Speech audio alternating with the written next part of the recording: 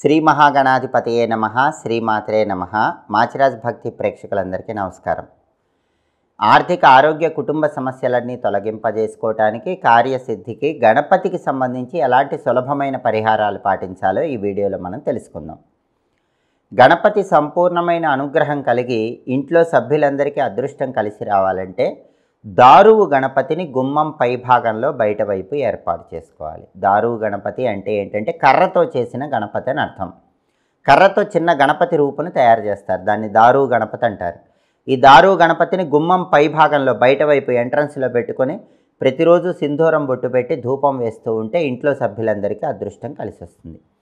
అలాగే నింబ గణపతి అని ఉంటుంది, వేప చెట్టు బెరడు నుంచి తీసినటువంటి గణపతి. అంటే వేప చెట్టు బెరడు మీద గణపతి రూపును చెక్కుతారు, దాన్ని నింబ గణపతి అంటారు. ఆ నింబ గణపతిని ఇంట్లో పెట్టుకొని పూజ చేస్తే ఉద్యోగాల్లో ప్రమోషన్లు తొందరగా వస్తే, గవర్నమెంట్ జాబులు తొందరగా వచ్చే అవకాశం ఉంటుంది, ఆరోగ్య సమస్యలు ఉండవు, ఆరోగ్యం బాగుంటుంది. అలాగే విద్యార్థులు విద్యారంగంలో అద్భుతంగా రాణించాలంటే గణపతికి పసుపు కలిపిన నీళ్లతో అభిషేకం చేయాలి. చిన్న గణపతి విగ్రహం పెట్టుకొని రోజు పసుపు నీళ్లలో కలిపి ఆ నీళ్లతో అభిషేకం చేస్తూ ఎర్రగన్నేరు పూలు ఉంటాయి, ఆ ఎర్రగన్నేరు పూలతో గణపతికి పూజ చేస్తూ ఓం సుముఖాయ నమః అనే మంత్రం 21 సార్లు చదివి బెల్లం కలిపిన అన్నం గణపతికి నైవేద్యం పెట్టాలి, బెల్లం పొంగల్ నైవేద్యం పెట్టాలి. పూలు ఎర్రగన్నేరు పూలు, అభిషేకం పసుపు కలిపిన నీళ్లు, నైవేద్యం బెల్లం పొంగలి. ఇలా 41 రోజులు చేస్తే విద్యార్థులకు విద్యారంగంలో తిరుగుండదు, గణపతి సంపూర్ణమైన అనుగ్రహం ఉంటుంది. ఉద్యోగ రంగంలో వ్యాపార రంగంలో విశేషంగా రాణించాలంటే గణపతి అనుగ్రహం కోసం గరిక పోచలతో పూజ చేయటం, కొబ్బరి నూనెతో దీపారాధన చేసుకోవటం చేయాలి. అలాగే ఎవరికైనా సొంతింటి కల తొందరగా సాకారం చేసుకోవాలంటే, భూలాభము గృహలాభము కలగాలంటే గణపతిని జిల్లేడు పూలతో పూజించి వెలగపండు గణపతికి నైవేద్యం పెట్టాలి. రోజు గణపతి విగ్రహానికి కానీ గణపతి ఫోటోకి కానీ జిల్లేడు పూలతో పూజ చేస్తూ వెలగపండు నైవేద్యం పెడుతూ ఉంటే సొంతింటి కల తొందరగా సాకారం అవుతుంది. భూములు, గృహాలు, స్థలాలు, పొలాలు ఇలాంటివి తొందరగా కొనుక్కోవచ్చు. రియల్ ఎస్టేట్లో బ్రహ్మాండంగా సక్సెస్ సాధించవచ్చు. అలాగే శత్రు బాధలు తొలగిపోవాలంటే, కోర్టు వ్యవహారాల్లో విజయం చేకూరాలంటే, సంవత్సరాల తరబడి ఉన్న కోర్టు కేసుల్లో మీకు సానుకూలంగా తీర్పు రావాలంటే, బహిర్గత శత్రువులు అంతర్గత శత్రువులు తొలగిపోవాలంటే గణపతిని ఎర్ర మందార పూలతో పూజిస్తూ దానిమ్మ పండు గింజలు గణపతికి నైవేద్యంగా సమర్పించాలి. అప్పుడు శత్రుబాధలు తొలగిపోతే కోర్టు వ్యవహారాల్లో విజయం చేకూరుతుంది.